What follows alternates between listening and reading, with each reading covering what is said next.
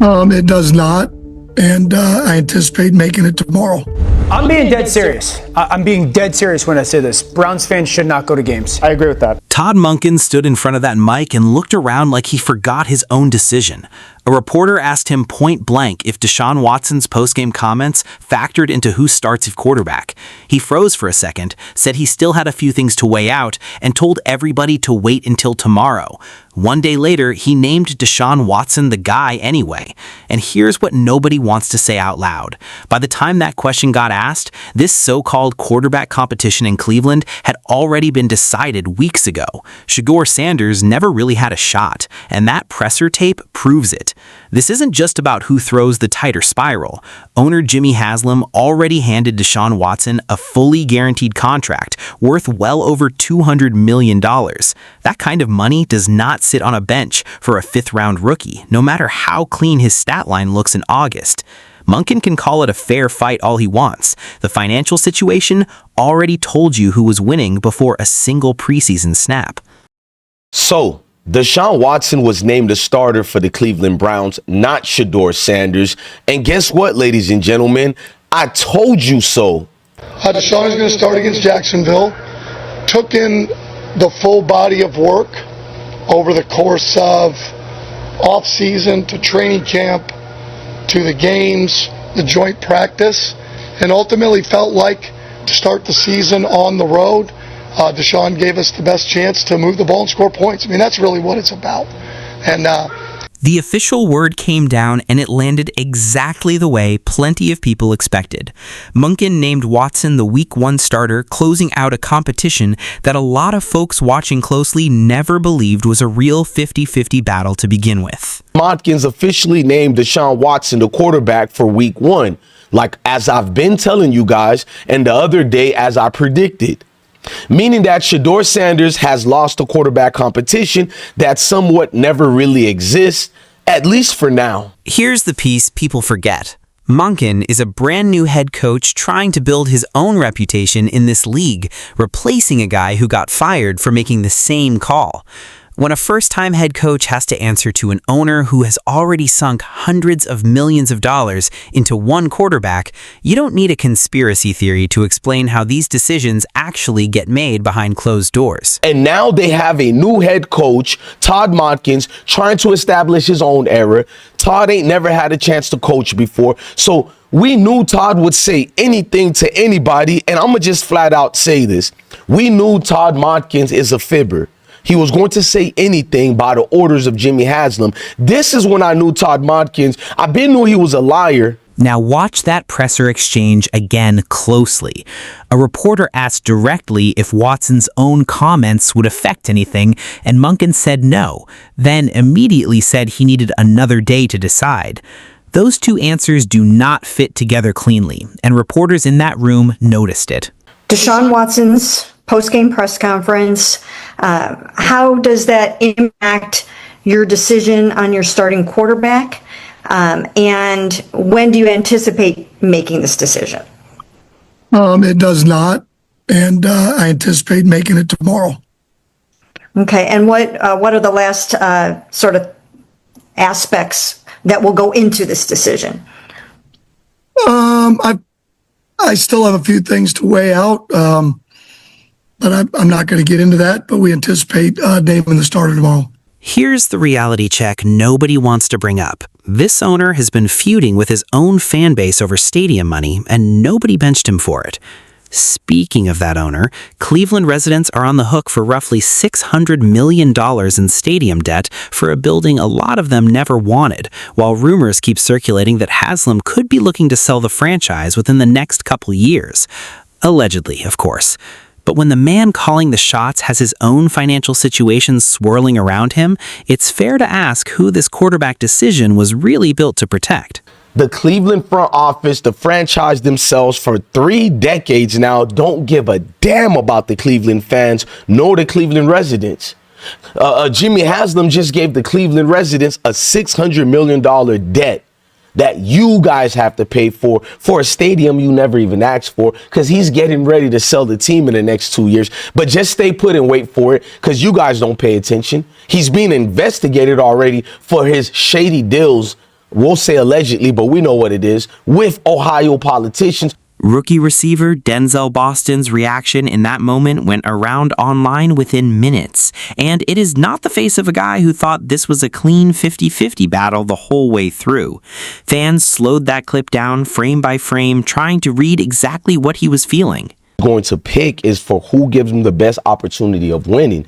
You're talking about Deshaun Watson. We've seen this pass from him, and watch Denzel Boston's reaction. A couple of calls to try to trade back into the back end of round 1 for him. We weren't able to strike. Now look at Denzel Boston. So we were pretty excited when he was available at reaction to that. Where we picked up. We thought there was maybe a punch. The lady who recorded that is one of these, basically, Shedeur Sanders groupies. There's an important line being drawn right now inside Sanders' own fan base, and it matters.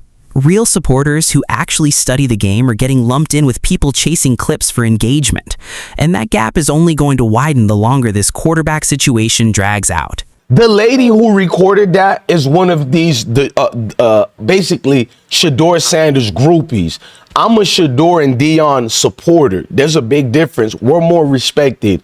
Groupies don't follow the game. They edit videos, look for hit pieces to make it look good. So because you guys seen Denzel Boston reaction, you claim to yourselves that they're obviously supporting Shedeur over Deshaun. Well, that's why you guys aren't me. So stay in a groupie's place. I'm going to stay a supporter, because if I support Shedeur, it means I support us, the collective of melanated people. Some of the commentary around this situation has gone as far as pulling from Dr. King's own words about leading people toward a burning house, using it to argue that staying quiet and taking the high road only works for so long before somebody has to speak up. That's a heavy comparison, but it tells you how personal this quarterback battle has become for a lot of people well outside of Cleveland. Dudes are slapping y'all in the face and y'all taking the high road. You guys don't have Malcolm's energy. You got Dr. King's energy. You know, when Dr. King, he did do it for the melanated collective, but at the end of the time, that almighty dollar became the king. And that's why when King had that BS dream, he had to tell y'all the truth right before he met his demise. What did he tell y'all? I fear I led my people to a house of burning fire. But the only problem is Coach Prime, especially Shedeur, know that house is burning. Let's just say the bold claim out loud. This was never a real competition. It was a formality Cleveland had to run through before doing what they already planned to do.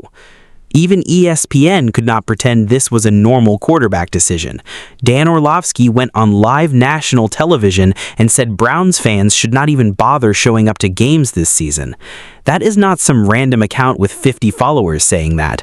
That is a guy who played the position in this league, calling this whole situation a tipping point on air, specifically pointing at Watson's own comment about getting more love on the road than at home. Nah, let's just keep smiling, everything okay? Because I'm the Messiah. You are not the Messiah of melanated people, Shedeur. And it gets irritating, my boy. This is ESPN reaction to the whole mess, man. I'm being dead serious. I'm being dead serious when I say this. Browns fans should not go to games. I agree with that. Why would I go to this game? But this is the tipping point, Dan? Yes. At some point, there has to be a tipping point, though, Shay. At some point, there has to be.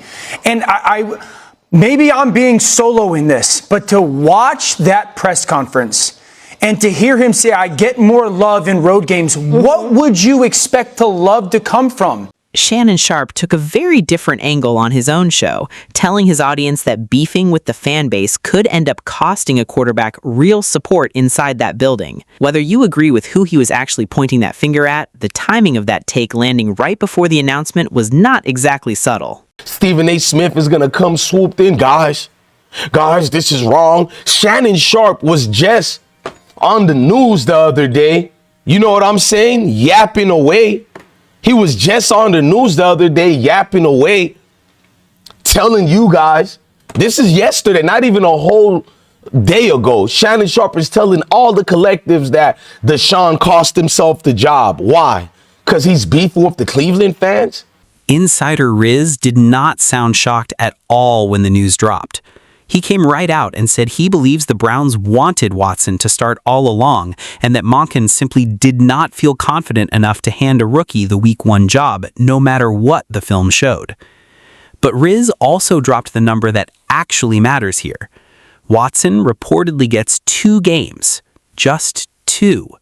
If he looks the way he looked through the preseason, Riz says the starting job could flip back to Sanders by Week 3 at home against Carolina. That is not a vote of confidence. That is a leash. Riz, he somewhat was like me. Look at Riz's response. Flying today. You know how much fun that can be. Guys, gals, I'm not surprised. I'm not. I think the Browns wanted Watson to start all along.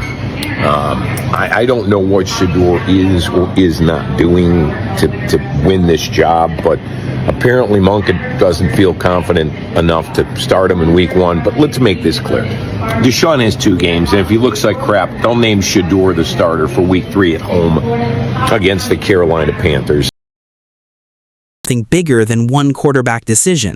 When Cleveland traded away Myles Garrett, they made it pretty clear they were building toward next year, not this one.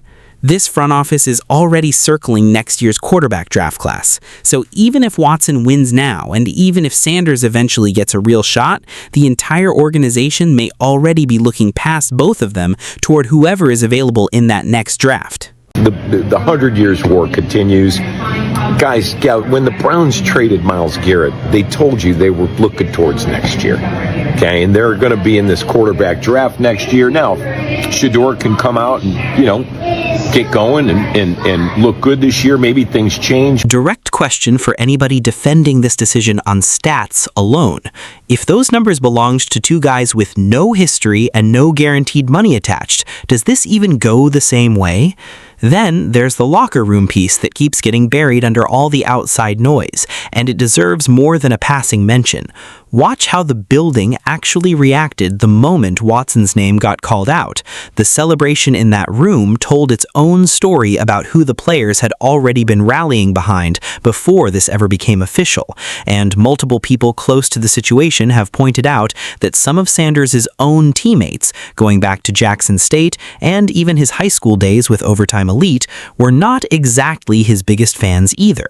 The theory going around locker rooms is a simple one. Guys who feel like they put in the same work without getting the same spotlight do not always rally behind the guy with the famous last name, no matter how good he looks on Sunday. That kind of quiet resentment does not show up in a press release, but it shows up in body language, in who celebrates hardest, and in who gets the benefit of the doubt when a decision this close actually comes down. Did you just hear that? Did you just hear that? Now, Watson dancing after being named the quarterback. Okay, that's not the case, but the way the team was celebrating for Watson right here, I already knew who they favor, who they like, who they're into. I've been showing you guys enough receipts that Shedeur teammates in Jackson State didn't like him. And then someone sent me video clips of certain teammates of Shedeur when he was with OTE, Overtime Elites. He was in high school. It was a similar situation, guys, right? Same thing in Boulder. Guys not liking Shedeur. We're like, what did you guys think? Many guys on the team of Cleveland don't like Shedeur because they feel they put in more work and they don't get the same respect. Now let's talk about the part that should make Cleveland fans the most uncomfortable, the actual numbers, because stats do not care about guaranteed contracts or locker room politics. Through 2 preseason games, Watson completed just 59.3% of his passes for 162 yards, 0 touchdowns, and an interception. Sanders completed 68.2% for 153 yards, a touchdown, and 2 interceptions, one of which came off a ball that got tipped by his own receiver rather than a bad read.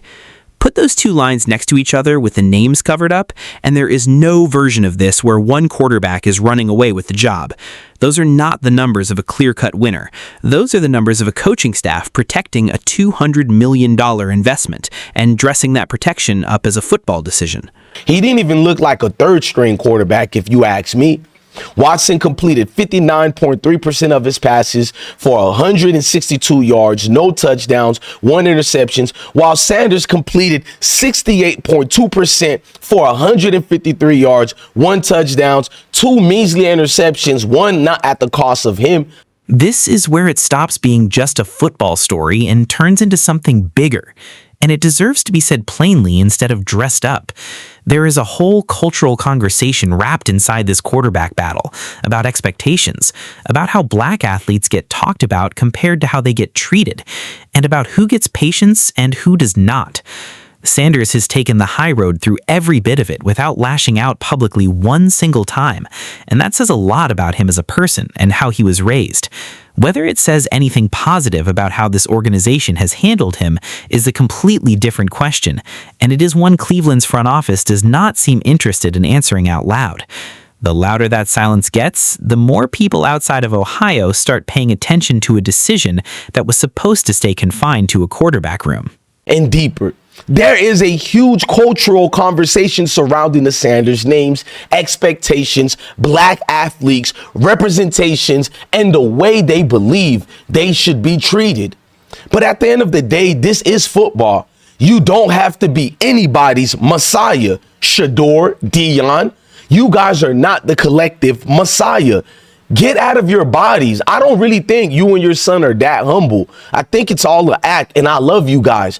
Because how does a black man and his son go through all these things and you never look at that camera and you tell the truth knowing us, the collective, are going to have your back?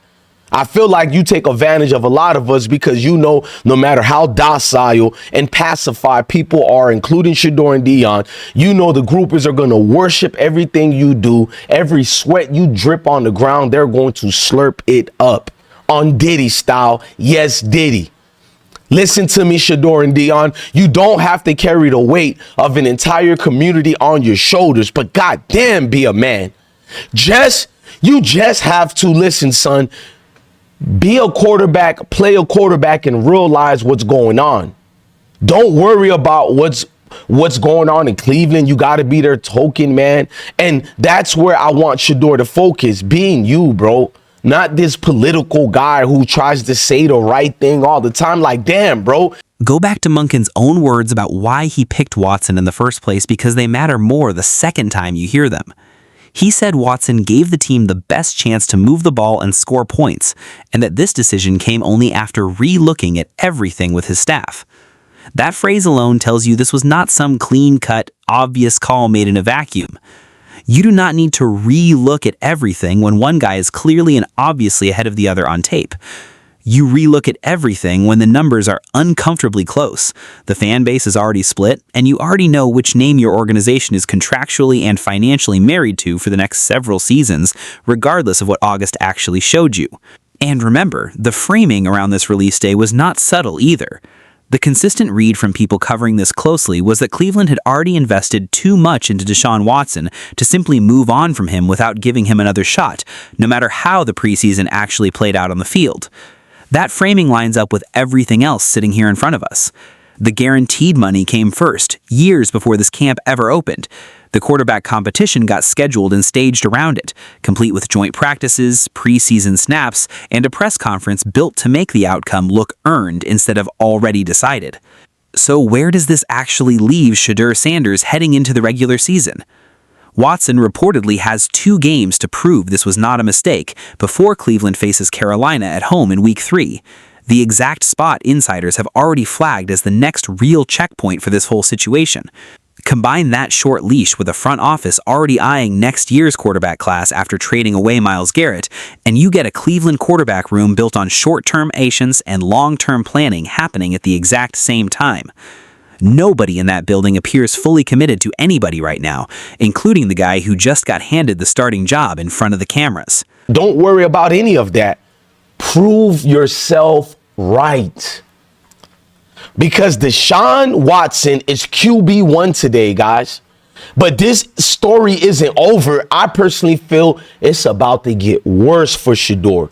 And if Deshaun Watson struggles, Shedeur could get another opportunity. But after all these things they've been doing to him, what kind of real opportunity the Shedeur is going to get even if he does start.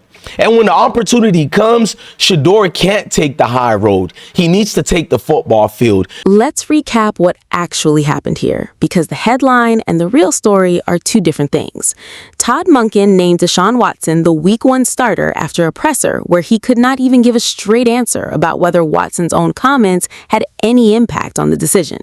Jimmy Haslam's guaranteed money sat on one side of the scale the entire time this so-called competition played out. ESPN's own Dan Orlovsky called this a tipping point on live television. Insider Riz says Watson has 2 games before Cleveland reconsiders everything at home against Carolina. The locker room celebration and the whispers about Sanders' own teammates add a layer nobody likes to talk about publicly. And through it all, the actual preseason stats say Sanders was the more efficient quarterback of the two, by a real margin, not a rounding error. This was never framed as a fair fight from the start. It was framed as a formality, and the tape backs that up, piece by piece by piece. So here's where I land on this whole mess after going through it timestamp by timestamp. Cleveland didn't lose a quarterback competition today. They confirmed one that was basically decided the moment they guaranteed Deshaun Watson that contract, long before Todd Monken ever ran a single practice as their head coach. Everything that happened since then, the joint practices, the preseason snaps, the presser where he couldn't give a straight answer, the stat sheets, the insider reports out of that building, the locker room chatter about who teammates were actually rallying behind, all of it reads less like an open competition and more like an organization backfilling a reason for a decision that was made a long time ago. Shedeur Sanders took the professional route through every single bit of this, never went scorched earth in public, never threw his coaching staff or his teammates under the bus, and he still walked out that door without the job, even with the better completion percentage sitting right there in the box score for anybody willing to actually look at it. Now it's on Watson to go prove Monken right over these next 2 games. Because if he doesn't, and if that leash Riz talked about is as short as it sounds, Week 3 against Carolina at home is going to get a lot more interesting, a lot faster than Cleveland's front office wants to admit right now. And if that door does crack back open, the only real revenge Sanders will need is what happens on the field once he walks through it. So I want to hear from you down in the comments, and I actually want a real answer, not just a name. Do you think Deshaun Watson genuinely earned this job fair and square through camp and the preseason games? Or do you think Cleveland already had this decision made before a single snap got played this summer? Drop your answer below, tell me which side of this you're on, and if this breakdown gave you something to think about, smash like and subscribe.